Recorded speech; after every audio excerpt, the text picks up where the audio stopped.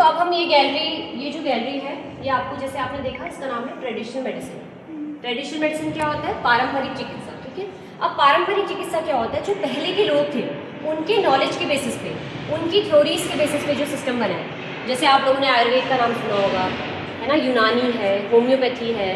आजकल आप लोगों ने यूट्यूब में वीडियो देखते हो, कपिंग थेरेपी बहुत ज़्यादा बॉडी बिल्डर लोग बहुत करा रहे हैं, है ना।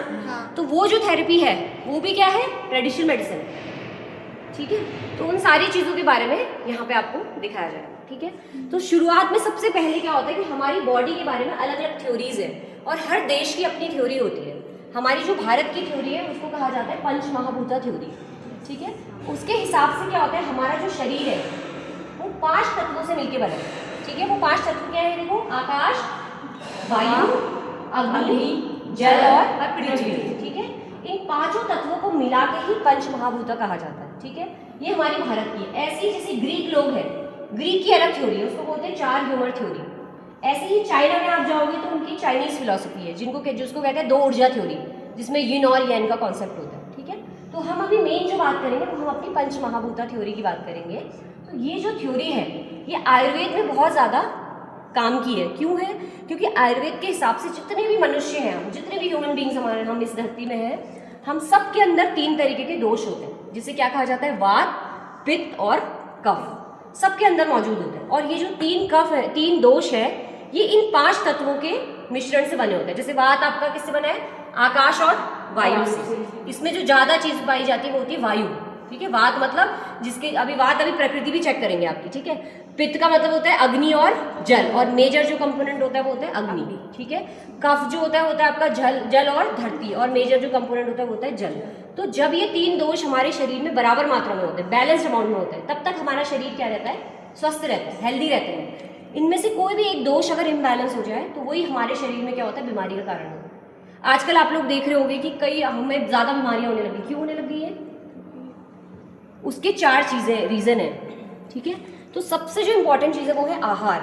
जैसे आजकल आप लोग देख रहे होंगे, अगर हम कोई चीज़ मार्केट से सब्जी भी खरीद रहे हैं तो उन सब्जियों में भी कई सारे, जैसे आप लोग अंगूर खाते हो ना, अंगूर में क्या होता है? सबसे ज़्यादा पेस्टिसाइड अंगूर में पाए जाते हैं, उसको अच्छे से वॉश करना चाहिए। ठीक है, तो इसी तरीके से कई सारी चीज़ें हैं जो अगर हम चाह के भी अच्छी ले रहे हैं तो भी मार्केट में बहुत ज़्यादा मिलावट है ना।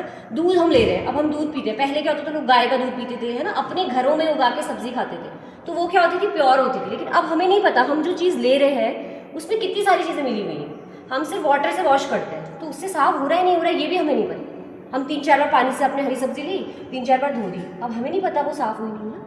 तो इसलिए बीमारी का कारण, और जंक फूड, जैसे आजकल हम लोग क्या जंक फूड पे ज़्यादा डिपेंडेंट हो गए। हर जगह जोमेटो, अब सब जगह चलने लग गया है, स्विगी है, तो हम क्या करते हैं? मोमोज, चाउमीन, ये सारे जितनी भी बाहर की चीज़ें वो हम ज़्यादा कंज्यूम कर रहे हैं, तो इनकी वजह से क्या हो रहा है? बीमारियाँ ज़्यादा हो रही हैं। एक्सरसाइज हमने कम कर दी है। पहले लोग क्या करते थे? पैदल आते थे। जैसे अभी भी लोग यहाँ की स्टोरी सुनाते हैं कि हम स्कूल जाते थे, इतना किलोमीटर पैदल चलते थे। अब क्या हो गया? हम सबके पास क्या है?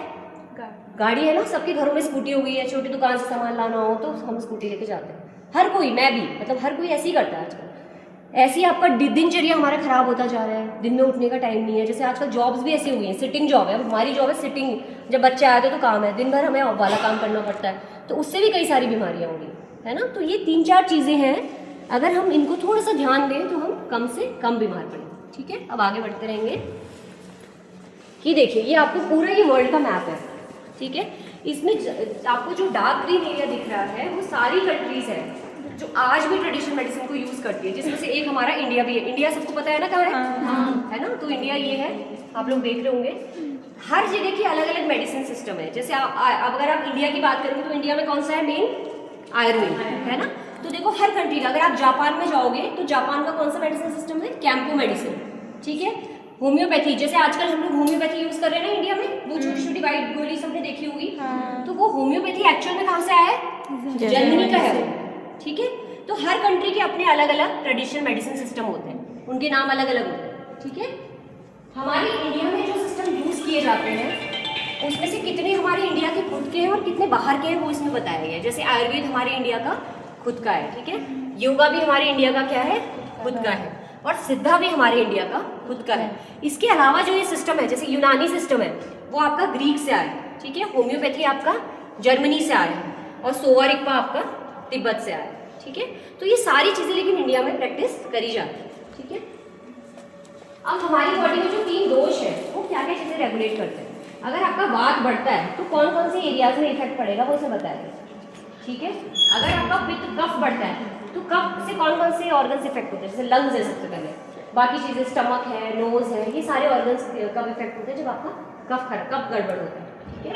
और अगर पित्त गड़बड़ है आपका तो क्या क्या चीज़ें हो सकती हैं आपको, स्मॉल इंटेस्टाइन, जैसे डाइजेशन से, पेट से जुड़ी हुई समस्या होंगी, ठीक है, डाइजेशन अच्छे से नहीं हो पाएगा।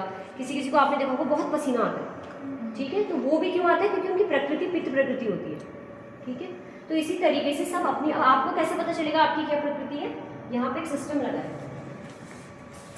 कोई भी बच्चा आ गया जो, कोई भी जना आ जाओ, क्या नाम है आपका, काव्या, ठीक है। तो हम क्या करेंगे, काव्या के आयुर्वेदिक प्रकृति इसमें चेक करेंगे। इसमें कुछ नहीं होता, आपको बस अपने बॉडी के अकॉर्डिंग इसमें क्वेश्चन का आंसर देना है, ठीक है।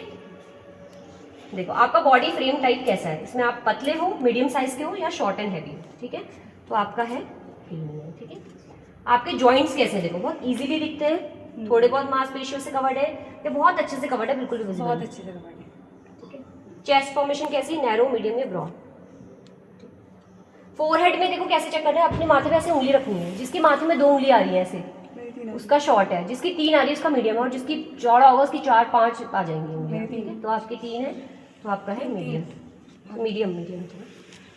हेयर स्टाइल आपके स्ट्रेट है या कर लिए, नहीं कर ली नहीं है, स्ट्रेट है ना। हाइट आपकी है मॉडरेट, ठीक है।